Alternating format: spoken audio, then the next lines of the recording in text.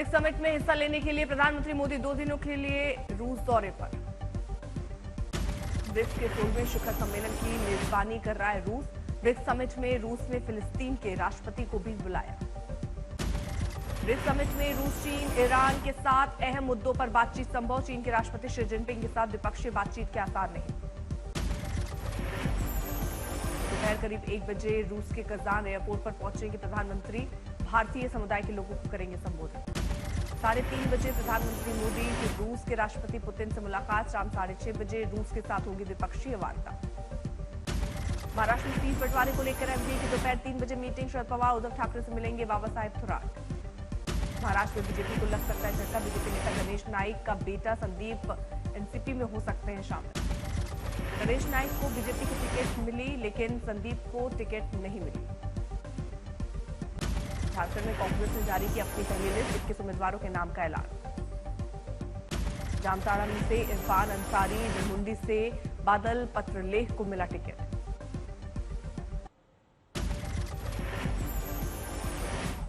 झारखंड में 2 चरणों में होगा मतदान। 23 नवंबर को आएंगे नतीजे। 13 नवंबर को पहले चरण, 43 सीटों पर वोटिंग। दूसरे चरण में 20 नवंबर को 38 सीटों पर मतदान।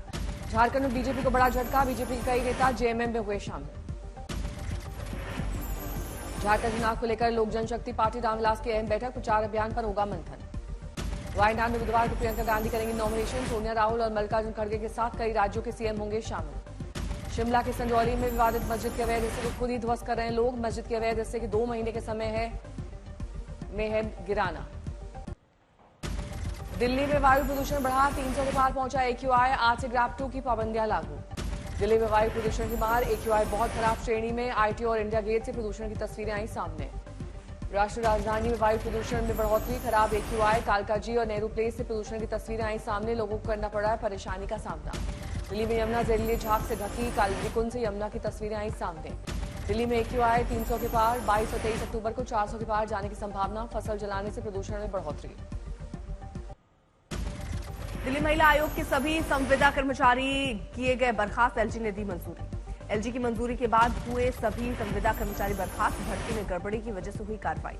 आज सीएम योगी आदित्यनाथ का मथुरा दौरा। वृद्ध तीर्थ विकास परिषद बोर्ड की बैठक में होंगे शामिल।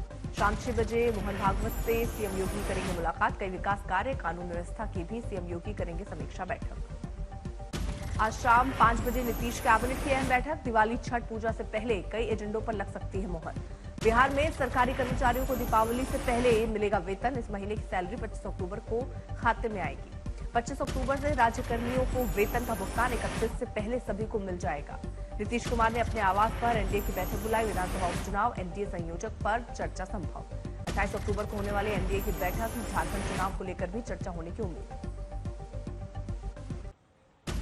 अकोला में योगेंद्र यादव के कार्यक्रम में हंगामा।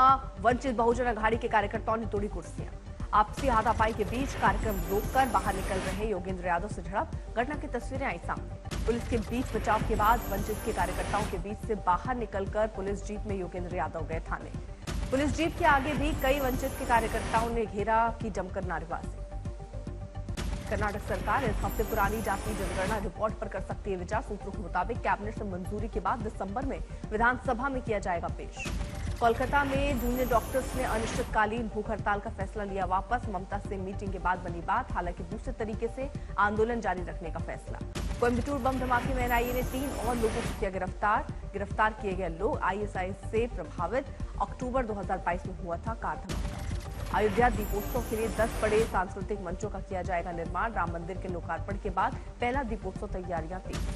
बंगाल की खाड़ी में चक्रवात डाना बनने की संभावना। 24 अक्टूबर को पहुंचेगा ओडिशा, बंगाल। यूपी के बुलंदशहर में ऑक्सीजन सिलेंडर में हुआ जोरदार धमाका। ब्लास्ट में गई 6 की जान।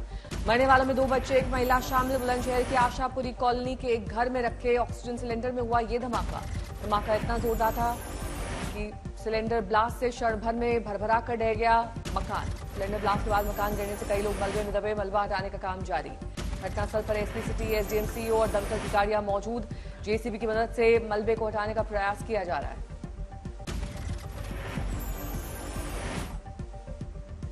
डीएम सिंह ने दी जानकारी। शटरिंग का काम करने वाले रियाजुद्दीन के घर में रखा था सिलेंडर। फटने से जमींदोज हुआ मकान। मुख्यमंत्री योगी आदित्यनाथ ने लिया घटना का संज्ञान। पुलिस प्रशासन को मौके पर पहुंचकर राहत और बचाव कार्य करने के दिए निर्देश। बुलंदशहर सिकंदराबाद में हुए सिलेंडर ब्लास्ट को लेकर नगर मजिस्ट्रेट सीपी प्रियदर्शी ने दी जानकारी। आई हैं डेड, यहाँ अब तक कुल 6 बॉडी आई हैं, डेड बॉडी, जिसमें 3 मेल की हैं और 3 फीमेल की हैं। ये आज नई दिल्ली में होगी भारत सिंगापुर रक्षा मंत्रियों की छठी वार्ता। इस वार्ता का उद्देश्य दोनों देशों के बीच रक्षा सहयोग को बढ़ावा देना।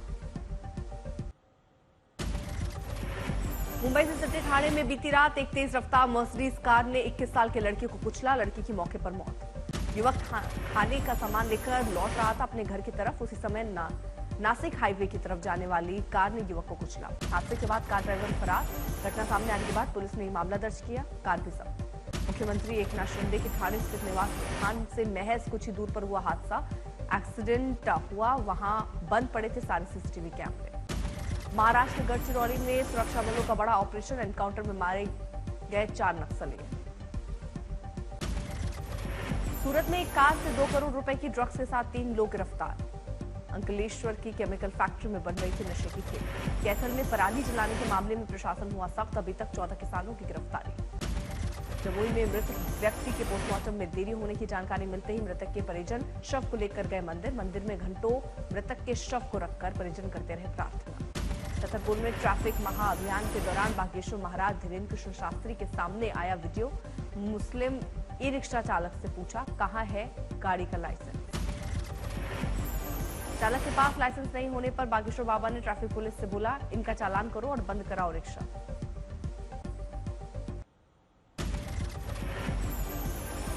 ऑस्ट्रेलियाई दौरे से कम बैक करने की मोहम्मद शमी को उम्मीद। खास बातचीत में बोले कप्तान रोहित शर्मा को दी है रिकवरी की पूरी जानकारी।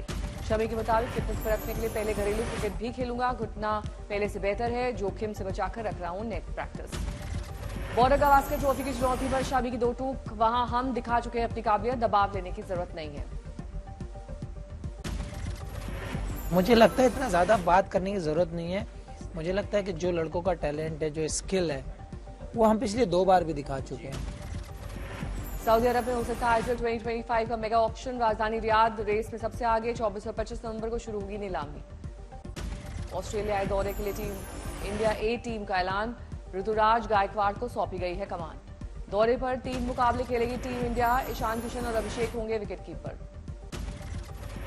टीम इंडिया आज से करेगी दूसरे टेस्ट की तैयारी। 24 अक्टूबर से पुणे में होगा सीरीज का दूसरा टेस्ट मैच। 1-0 से आगे है न्यूजीलैंड। महिला T20 world cup team of the tournament का ऐलान। हरमनप्रीत कौर टीम में जगह पाने वाली इकलौती भारतीय खिलाड़ी।